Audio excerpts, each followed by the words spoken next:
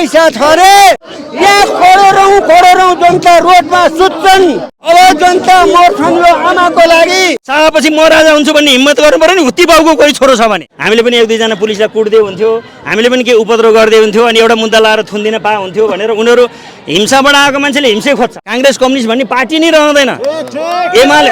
बालेन आउँछ हर्क आउँछ रवि आउँछ राजेन्द्र लिङ्गदेन आउँछ ज्ञानेन्द्र साई आउँछ नयाँ पुस्ता आउँछ नयाँ पार्टी बन्छ नयाँ संरचना बन्छ काङ्ग्रेस कम्युनिस्ट भन्ने 70 वर्षदेखि यो देश लुटेका त्यस्तै अबको 3 पुस्ताले चाहिँ के भन्छ नि काङ्ग्रेस कम्युनिस्टमा मेरा हजुरबा थिए भन्दाखेरि थुक्क यस्तो देश लुटा भ्रष्टहरूको पार्टीमा तेरो सन्तान थिए भनेर खिसी गर्ने दिन आउँछ